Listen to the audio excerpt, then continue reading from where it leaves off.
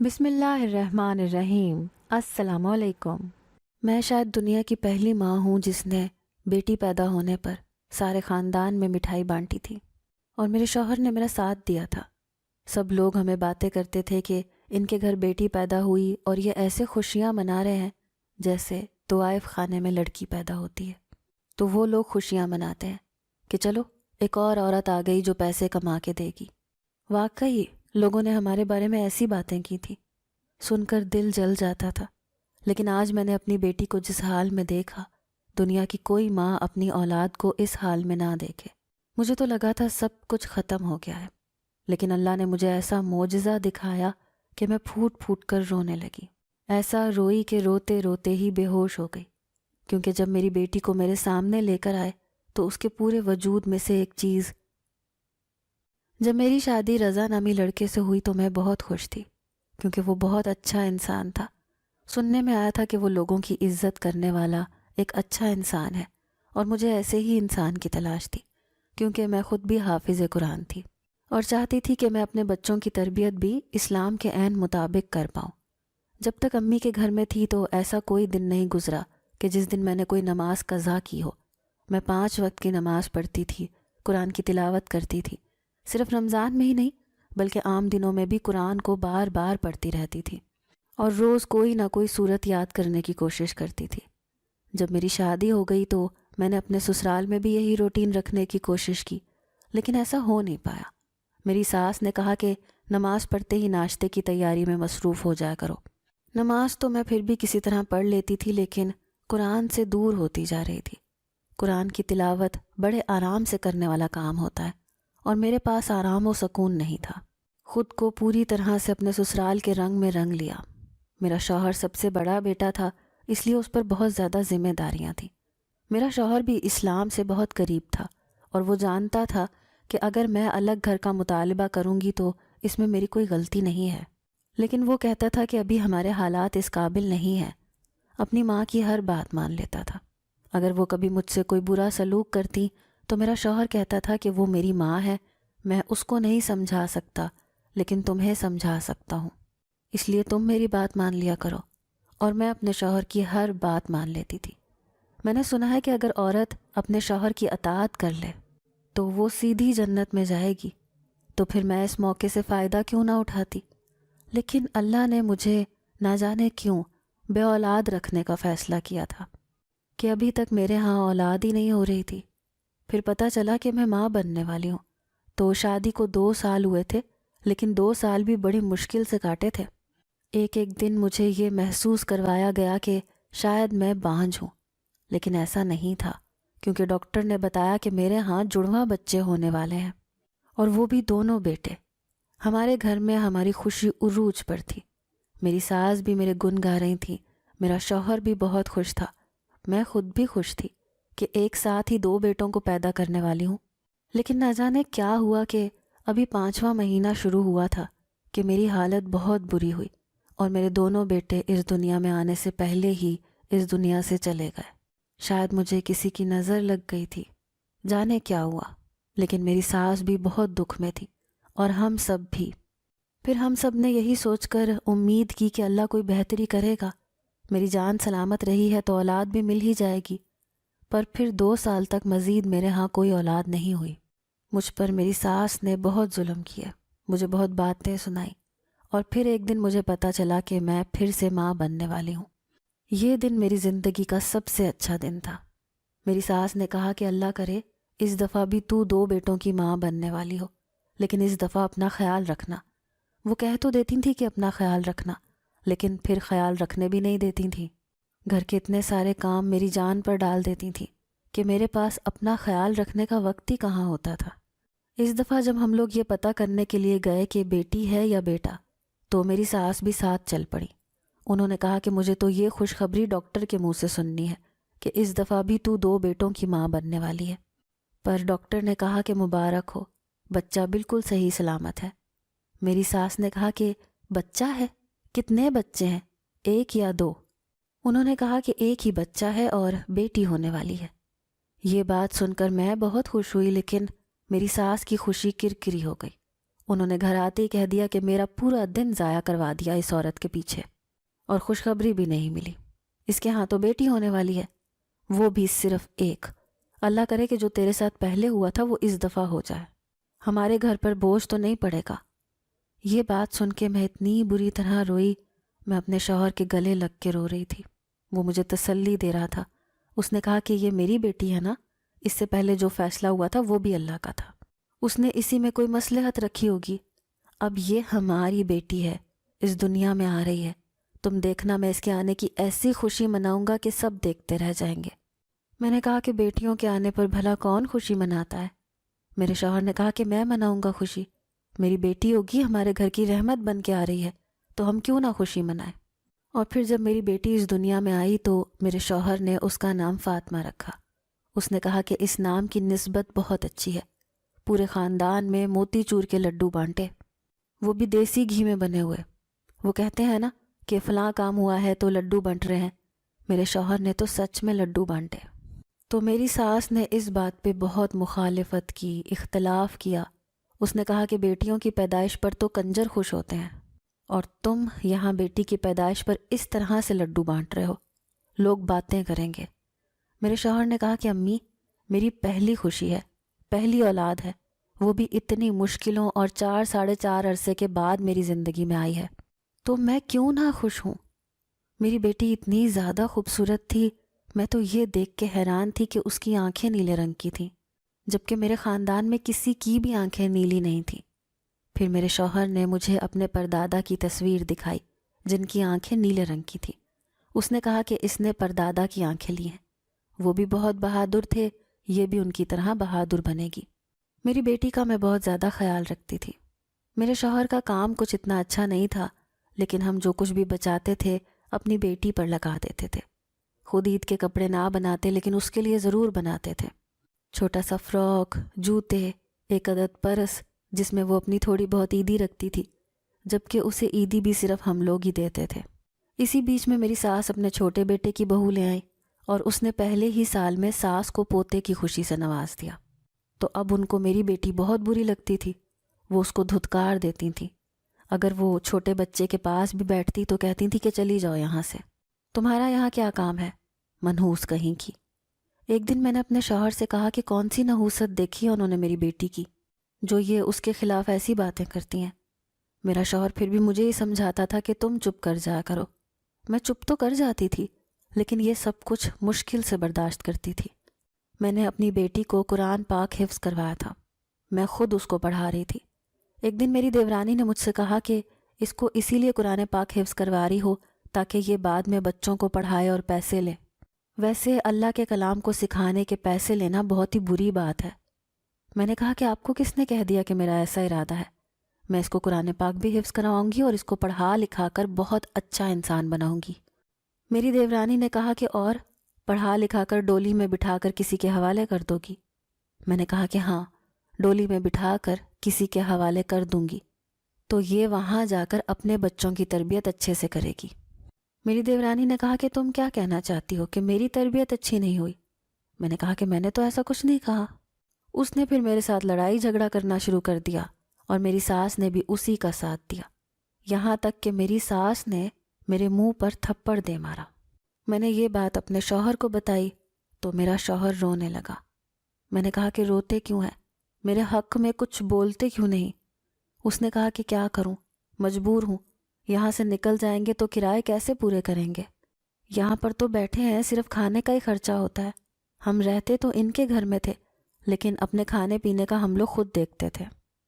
اگر الگ ہو جاتے تو گھر کے بل اور کرایہ بھی دینا پڑتا، یہ گھر تو اپنا تھا، یہاں پر کرایہ نہیں تھا، اور بل کے ہمارے اتنے پیسے نہیں ہوتے تھے، ہمارے پاس تھا ہی کیا۔ لیکن جو میرے ساتھ ہو رہا تھا بہت برا ہو رہا تھا، میں نفسیاتی ہوتی جا رہی تھی۔ میری بیٹی بڑی ہو رہی تھی، ایک دن اس کی سالگرہ تھی تو اس نے کہا کہ کیک کاٹنا ہے۔ میں نے کہا کہ اگر ہم گھر میں بیٹھ کر کیک کاٹ لیں گے تو اس میں کوئی غیر شرعی کام نہیں ہے، بیٹی خوش ہو جائے گی۔ میں نے اس کے لیے گھر میں ہی کیک بنا لیا، اور جب کیک کاٹنے لگے تو اس نے خود ہی کہا کہ دادی اور چاچی کو بھی بلا لیتے ہیں، لیکن جب دیورانی کو بلانے گئی تو اس نے آنے سے انکار کر دیا۔ اور جب میں نے اپنی ساس سے کہا تو انہوں نے کہا کہ مجھے کوئی خوشی نہیں ہے کہ وہ اس دنیا میں آئی ہے اور اب بڑی ہو رہی ہے، میں کیا کروں، میں نے نہیں آنا۔ میں نے کہا کہ امی ایسا نہ کریں، آپ کی میرے ساتھ نفرت کو میں آج تک نہیں سمجھ پائی، لیکن وہ تو چھوٹی ہے، آپ کے بیٹے کی اولاد ہے، اس کی چھوٹی سی خوشی ہے، وہ خوش ہو جائے گی، آپ آ جائیں نا۔ انہوں نے کہا کہ میں نہیں آؤں گی، تم کس بات پر خوش ہو رہی ہو کہ وہ بڑی ہو رہی ہے اور اس چیز کا انتظام ہو رہا ہے کہ وہ کل کو تم لوگوں کی بدنامی کا باعث بنے گی۔ میں نے کہا کہ امی توبہ کریں، وہ کیوں بدنامی کا باعث بنے گی، میری بیٹی ایسی نہیں ہے۔ میری ساس نے کہا کہ بیٹیاں ایسی ہی ہوتی ہیں۔ دراصل میری ساس کی کوئی بیٹی نہیں تھی، اس لیے ان کو بیٹی کے دکھ کا اندازہ نہیں تھا کہ جن کی بیٹیاں ہوتی ہیں وہ کتنے فکر مند اور پریشان رہتے ہیں۔ اس لیے نہیں کہ ان کی بیٹیاں ان کے لیے بدنامی کا باعث بنیں گی، بلکہ اس لیے کیونکہ ان کو اپنی بیٹیوں کو اس معاشرے سے بچانا پڑتا ہے۔ میری ساس نے تو اس کا دل ہی توڑ دیا، وہ بالکل بھی کمرے میں نہیں آئی اور ہم تینوں نے ہی مل کر وہ کیک کاٹا۔ میں اپنی بیٹی کی خوشی میں خوش ہو لی۔ میرے شوہر نے میری بیٹی کو 100 روپے دیے تو وہ 100 روپے پر بھی خوش ہو گئی، کہنے لگی کہ میں آپ دونوں کے لیے ہی کوئی چیز لے لوں گی۔ میں نے کہا کہ نہیں، اسے تم اپنے پاس رکھنا۔ 2-4 مہینے اسی طرح گزر گئے۔ میری بیٹی نے قرآن حفظ کر لیا تھا، وہ بہت اچھی لڑکی تھی، گھر میں بھی میری مدد کرواتی تھی، کھانا پکانا بھی سیکھ رہی تھی۔ سب کہتے تھے کہ ابھی سے اس کو کاموں میں لگا رہی ہے، لگتا ہے بڑی ہو کر اسے نوکرانی بنائے گی۔ میری بیٹی کے بارے میں اس گھر میں مجھے ایسی باتیں سنائی جاتی تھیں کہ اگر میں کسی کو بتاتی تو لوگ یقین بھی نہ کرتے کہ بھلا اس لڑکی سے ان کی کیا دشمنی ہے۔ بس دشمنی اس سے نہیں، مجھ سے تھی، اور اس کے اوپر باتیں کرتے تھے تاکہ مجھے اور بھی زیادہ برا لگے۔ اگر میری ذات پر باتیں کرتے تو شاید مجھے اتنا برا نہ لگتا۔ میری دیورانی کے بیٹے کی سالگرہ تھی، میری ساس نے 2 دن پہلے سے سارے خاندان کو کال کر کے بلانا شروع کر دیا کہ ہم لوگ بہت بڑا فنکشن کر رہے ہیں، دیگیں پکائیں گے، بکرا ذبح کریں گے، آپ لوگوں نے بھی آنا ہے۔ میں حیران ہوئی کہ جب میری بیٹی کی سالگرہ تھی تو یہ اس کے پاس چند منٹ بھی نہیں بیٹھ سکی کہ وہ ایک چھوٹا سا گھر کا بنا ہوا کیک ہی کاٹ لیتی، اور اب اپنے پوتے کے لیے اتنی بڑی تقریب کا انعقاد کر رہی ہیں اور سارے خاندان والوں کو بلا رہی ہیں، لاکھوں کا خرچہ کر رہی ہیں، کیونکہ 2 بکرے ذبح کرنے کا کہا تھا۔ 70-80 ہزار کے تو خالی بکرے آئے تھے، باقی لوازمات الگ تھے، کپڑے بھی بنائے گئے تھے۔ میری دیورانی نے کہا کہ تمہاری بیٹی کے کپڑے اور تم لوگوں کے کپڑے بھی ہم بنا کر دیں گے، سارے خاندان کے سامنے ہماری بے عزتی کرواؤ گے، اپنے پھٹے پرانے کپڑے پہن کر آؤ گے تو بے عزتی تو ہماری ہوگی نا۔ ارے میری دوست وغیرہ بھی آ رہی ہوں گی، یہ باہر کے ملک سے آئی ہیں، وہ کہیں گی کہ اپنی جیٹھانی کے حالات دیکھو، تو میں ان کو کیا جواب دوں گی؟ میں نے کہا کہ سلمہ، جیسا تمہیں بہتر لگے، تم جو کپڑے بناؤ گی ہم پہن لیں گے۔ اس نے کہا کہ ہاں اب کپڑے مل رہے ہیں تو اسی لیے آگے سے ہاں کر رہی ہو۔ میں نے کہا کہ اگر میں انکار کرتی تو تب بھی تم نے میرے ساتھ جھگڑا کرنا تھا، اب میں ہاں کہہ رہی ہوں تو تب بھی تم جھگڑا کر رہی ہو۔ اس نے کہا کہ بس زیادہ باتیں مت کیا کرو، ساری تقریب کے کام تم نے سنبھالنے ہیں، سب کچھ تم نے کرنا ہے، سارا کھانا تم نے بنانا ہے۔ میں نے کہا میں اتنا سارا کام اکیلے کیسے کروں گی؟ اس نے کہا کہ ایک اور عورت ہے، وہ تمہاری مدد کرے گی۔ میں نے کہا کہ پورا خاندان آ رہا ہے، پھر بھی مشکل ہوگی، اگر تم بھی تھوڑی مدد۔ اس نے کہا کہ میں تمہاری مدد نہیں کر سکتی، مجھے ٹائم سے تیار ہونا ہے، مجھے محمد حسین کو بھی تیار کرنا ہے، تصویریں بھی بنوانی ہیں، پہلے فوٹوگرافر آئے گا، پروفیشنل فوٹوگرافر ہے وہ اس کی تصویریں بنائے گا۔ اب میں تمہارے ساتھ کچن میں کھڑے ہو کر سبزیاں کاٹوں گی یا اپنے بیٹے کے ساتھ تصویریں بنواؤں گی؟ سارے کپڑے خراب ہو جائیں گے۔ 20,000 کا تو خالی جوڑا ہے میرا، جو میں نے خاص اس دن کے لیے بنوایا ہے۔ میں نے کہا کہ ٹھیک ہے۔ صبح سے میں کاموں میں لگی تھی، مجھے پتہ ہی نہیں تھا کہ میری بیٹی کیا کر رہی تھی۔ پھر پتہ چلا کہ اس کو بھی دادی نے کام میں لگایا ہوا تھا۔ آگے پیچھے تو وہ اس سے کوئی بات نہیں کرتی تھی، لیکن اب اس کو کاموں میں لگانے کے لیے حکم دے دیا تھا۔ میں تو کاموں میں ایسی پاگل ہوئی کہ مجھے پتہ ہی نہیں چلا کہ کب صبح سے شام ہو گئی۔ برتن تو میں نے اتنے دھوئے کہ میں بتا ہی نہیں سکتی، سارا کھانا میں نے بنایا، لوگوں کی جی حضوری بھی کی، لوگوں کو آتے ہی شربت بھی میں نے پیش کیا، جاتے جاتے چائے بھی میں نے بنا کے دی۔ شام کو سارے برتن دھو کر کچن وغیرہ صاف کر کے جب میں اپنے کمرے میں آئی تو میرے شوہر نے کہا کہ فاطمہ کہاں ہے؟ میں نے کہا کہ مجھے نہیں پتا، یہیں کہیں ہوگی۔ اس نے کہا کہ مجھے تو لگا تھا کہ تمہارے ساتھ ہے۔ میں ابھی 5 منٹ پہلے ہی اندر آ کے بیٹھا ہوں۔ میرا شوہر بھی باہر کے معاملات سنبھال رہا تھا۔ بکروں کو ذبح کروایا، گوشت بنوایا، دیگیں پکوائیں، اس کے اوپر بھی بہت سے کام تھے۔ ہم دونوں ہی بھول گئے کہ ہماری بیٹی کہاں ہے۔ ہم دونوں فاطمہ کو تلاش کرنے لگے، لیکن وہ کہیں بھی نہیں مل رہی تھی۔ ہم لوگ تو 5 منٹ میں ہی اس قدر پریشان ہو گئے جیسے ہمارے اوپر قیامت آ گئی۔ ہماری بیٹی غائب تھی۔ ہم لوگوں نے بار بار تلاش کیا۔ میری ساس نے کہا کہ نکل گئی ہوگی کہیں اپنی کسی سہیلی کے گھر۔ میں نے کہا کہ لیکن اس کی تو کوئی سہیلی نہیں ہے۔ میرا شوہر گلی میں ڈھونڈنے لگا، میں بھی آس پاس تلاش کرنے لگی، لیکن ہماری بیٹی نہیں ملی۔ یہاں تک کہ 4 گھنٹے گزر گئے۔ میرا دل بری طرح سے ہول رہا تھا۔ کچھ نہ کچھ برا ہو چکا تھا۔ مجھے کیوں ایسا لگ رہا تھا کہ قیامت آ گئی ہے۔ پھر میرے شوہر نے مجھے فون کیا۔ اس نے کہا کہ باہر رکشہ آیا ہے، اس میں بیٹھ جاؤ اور ہسپتال آ جاؤ۔ میں نے کہا کہ فاطمہ تو ٹھیک ہے نا؟ اس نے کہا کہ بس تم ہسپتال آ جاؤ۔ میرے شوہر کو میں نے اتنا پریشان آج تک نہیں دیکھا تھا۔ اس کی آواز ایسے لگ رہی تھی جیسے کوئی بہت بڑی بات ہے۔ میں سارے راستے دعائیں کرتی گئی، لیکن جب سامنے کا منظر دیکھا تو حیران رہ گئی۔ میری بیٹی کے ساتھ بہت بہت برا ہوا تھا۔ وہ ظلم کا شکار ہو گئی تھی۔ میری ساس بھی وہاں آ گئی، اور بجائے اس کے کہ وہ ہمیں تسلی دیتی، کہنے لگیں کہ اسی دن کا مجھے ڈر تھا کہ یہ لڑکی ہم سب کے لیے بدنامی کا باعث بنے گی۔ میں نے کہا کہ امی کیا ہو گیا ہے آپ کو؟ یہ سب کچھ اس نے اپنے ساتھ خود نہیں کیا۔ یہ تو نہ جانے کس کی اولاد تھی، کس کی گندی تربیت تھی جس نے یہ سب کچھ کیا ہے۔ اس نے کہا کہ تمہاری گندی تربیت ہے، تمہیں اس کو سنبھالنا چاہیے تھا، اس کو کمرے میں بند کر کے رکھنا چاہیے تھا۔ میں نے کہا کہ جب آپ اس سے کام کروا رہی تھیں تب آپ نے اسے یہ کیوں نہیں کہا کہ کمرے میں جا کے بیٹھ جاؤ؟ میری ساس نے کہا کہ زبان چلا رہی ہو مجھ سے۔ وہ ہسپتال میں بھی میرے ساتھ بدتمیزی کرنے لگی۔ آس پاس کے لوگ بھی دیکھنے لگے۔ میرے ساتھ اتنا برا ہوا تھا، اگر میں نے ایک جواب دے دیا تو کیا برا کیا، لیکن انہوں نے مجھے سب کے سامنے مزید باتیں سنائیں اور وہاں سے چلی گئی۔ میں نے اپنی بیٹی کو جس حال میں دیکھا، میرا دل تو خون کے آنسو رو رہا تھا۔ میں نے اپنے شوہر سے کہا کہ یہ سب کچھ کیا ہے؟ کیوں ہوا ہماری بیٹی کے ساتھ یہ سب کچھ؟ آپ کی ماں کی وجہ سے، آپ کے گھر والوں کی وجہ سے ہوا ہے۔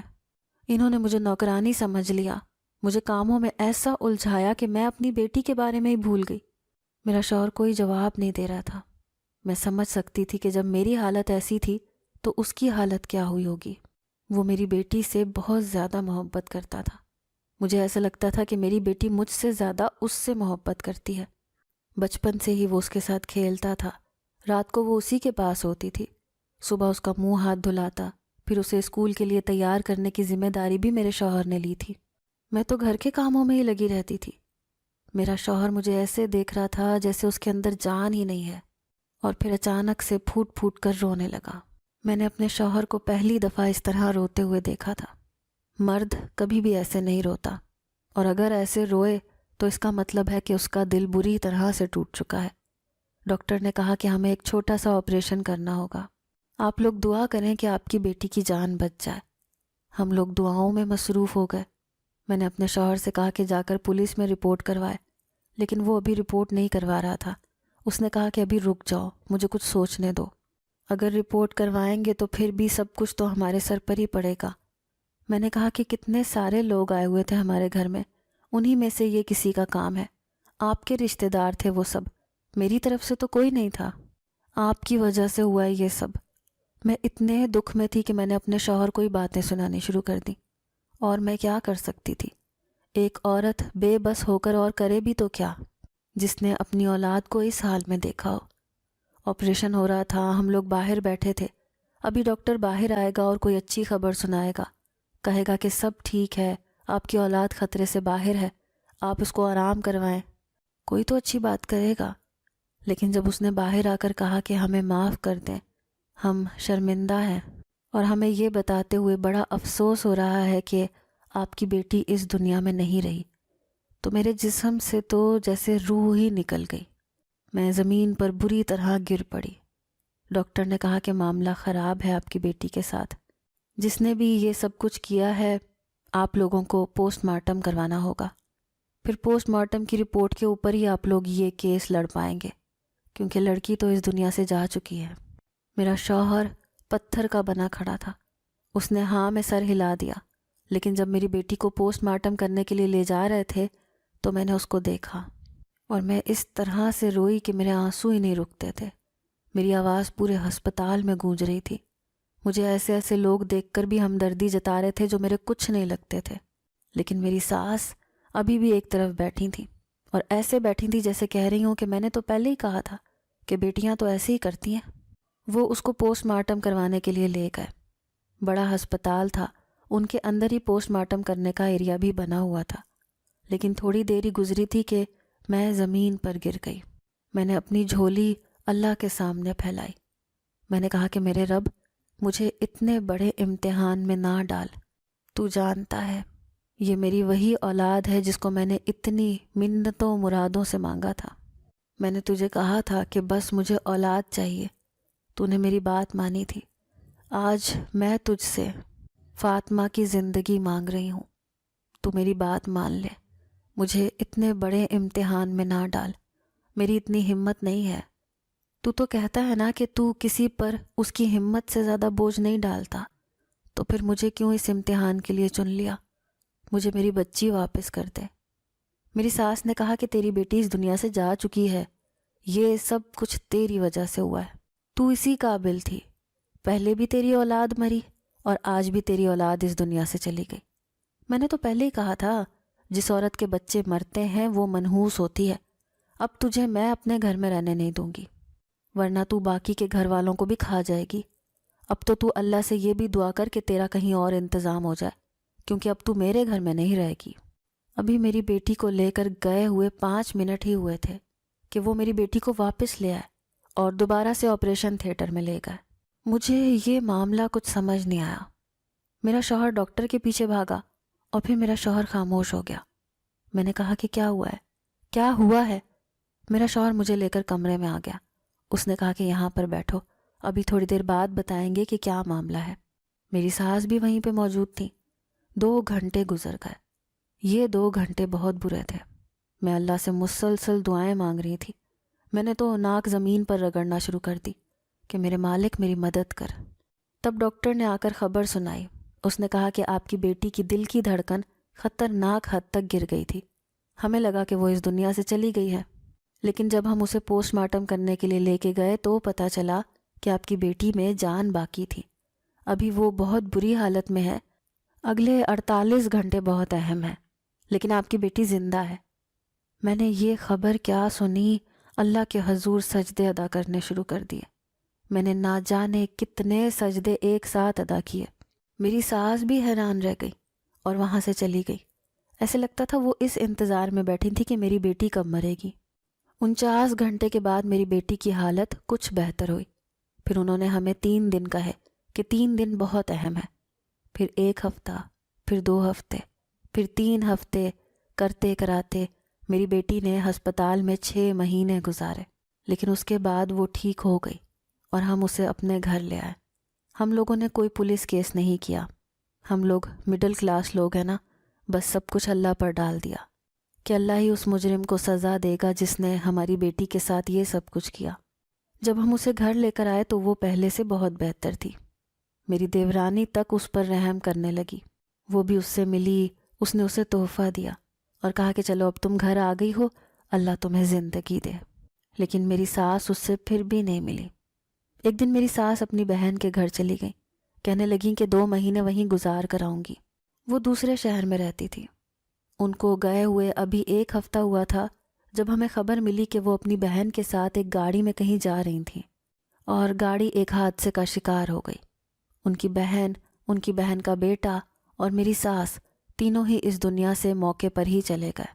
ان کو تو ایک سانس لینے کا بھی وقت نہیں ملا، اور میرا دل کہتا ہے کہ مجھے اپنی ساس کی بہن کے بیٹے پر ہی شک تھا کہ اسی نے میری بیٹی کے ساتھ یہ سب کچھ کیا ہے۔